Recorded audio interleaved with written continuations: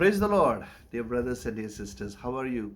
I hope everything is well with you, and I hope life is all exciting as we walk with Lord Jesus Christ. My life has never been so exciting as I commit myself to love and follow Lord Jesus each and every single day. I really desire and do fall in love with Jesus each and every single day. I cannot imagine my life without Jesus. Is it true with you as well? I hope so. You should become inseparably connected to Jesus, and you should fall in love with Jesus each and every single day afresh in a new way. Fall in love with Jesus, His Word, His presence, His statutes, and follow Him faithfully. Amen. Well, today we are going to continue our devotions on the book of Psalm, and we are in the 24th chapter of the book of Psalm, and today we are going to meditate upon third verse and fourth verse. I want to read third verse and fourth verse before we go into details, please. Who shall ascend the hill of the Lord, and who shall stand in his holy place? I will read again. Who shall ascend the hill of the Lord, and who shall stand in his holy place? He who has clean hands and a pure heart, who does not lift up his soul to what is false, and does not swear deceitfully. Dear people of God, David is putting before us a very, very important question. Who shall stand in the presence of God? Who shall climb up the mountain of God? And he gives us answers. But the question is so very important. Who can stand in the presence of God? So many people they follow some things which are not God, who are not gods. They are just following, things that will not help them. And even the children of God who are following the living God, among all of them, will everyone be able to stand in the presence of God? I doubt so. That's what David says. David says, those all who are following God, not everybody will stand in the presence of God, but the people who belong to this list of four, 1, 2, 3, 4, these people will stand in the presence of God.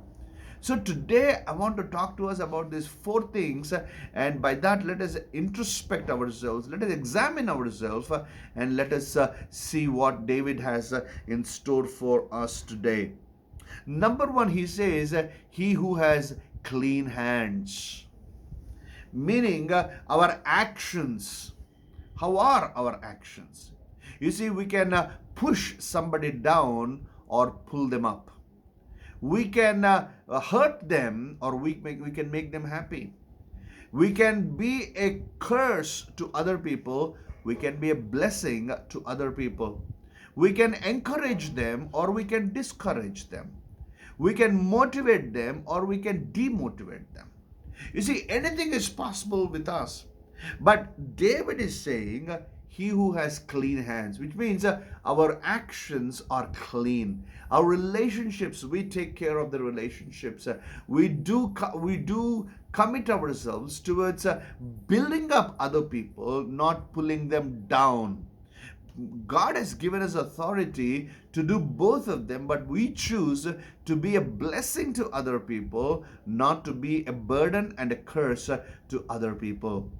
How are your actions today? Are you committing yourself to living a right life, a truthful life, a life that is a great blessing to other people? Number two, David goes on to say, he who has a pure heart. Wow, wow. And Jesus, you see, he says, blessed are those who are pure at heart, for they shall see the glory of God. They shall see God. When you are pure, you can have a direct connection with God. But when you are impure, you cannot have that direct, intimate connection with the Lord. In what areas are you sinning?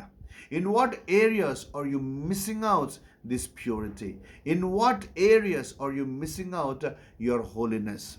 You see, particularly, three things are so very important, 3 or 4 things. Number one, thinking. Your thoughts. Are you keeping yourself holy in your thought life? What are you thinking every day, every time? What are you thinking? You see, thoughts are very free. Unless you self discipline yourself, these thoughts will go haywire and you can become impure and unholy very, very soon. Number two, you should take care that you are holy in the way you talk. Your talking must be holy, because we use a lot of words every single day. We talk with a lot of people every single day. We always need to express purity in our words.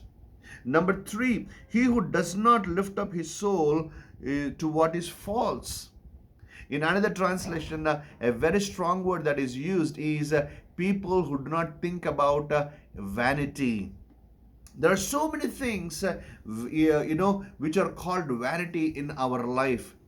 And unfortunately, some of us, we are so much involved in these vanity things. They are not going to be any kind of blessing for us. They are only time killers, thought killers, energy killers, and money killers. They are not going to be help in any way possible. And now I'll give you a couple of examples. Please do understand. These days, movies are such an impactful things to all the people. Now, in movies, especially in South Indian movies or Bollywood movies or Tollywood movies, very rarely in Hollywood movies as well, they have their own part. But you see, love is something very dominant thought for a film. That is the worldly love. The worldly love. So what they do is to show the scenes that are unreal, like dancing on the roads, like wearing this kind of dresses among the public. Now it is never possible in real life to do or to experience what is being shown on the screen. That is just vanity, and people are mad about that. The people who make them they make sure that they are so tempting to the public, and public buy into those thinking. Now think about Hollywood or other movies. You see, 100 villains, 100 enemy soldiers, they shoot at the hero, but not one single bullet hits the hero. But even hero, he has only one bullet. With one bullet, he can kill 10 people. Is that real? Is that possible? That is just vanity.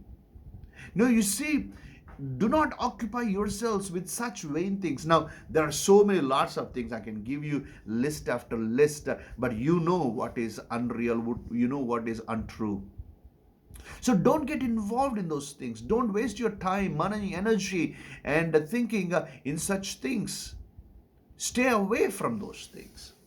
Now, number 4 is this: do not make promises falsely. That's what David says. A person who does not swear deceitfully. Always have truth on your lips. Don't make untrue promises. Don't make promises which you cannot keep.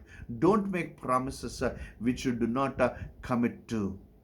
Always, when you keep promises, keep those promises, but when you think that you cannot keep a promise, don't make a promise in first place.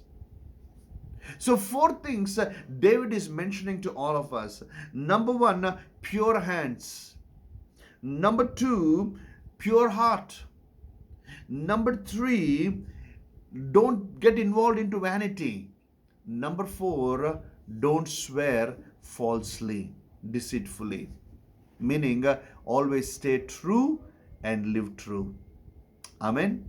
I hope that you will take time to examine your own self. Ask God, Holy Spirit, what are missing from my life among these 4? And Holy Spirit, when He shows you, correct yourself, repent, and ask God for mercy over your life.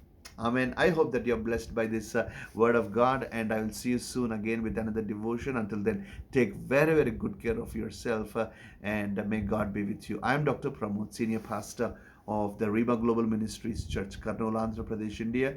My WhatsApp number is 9440 2929 1. Until we meet again, may God bless you and may God be with you always. Amen.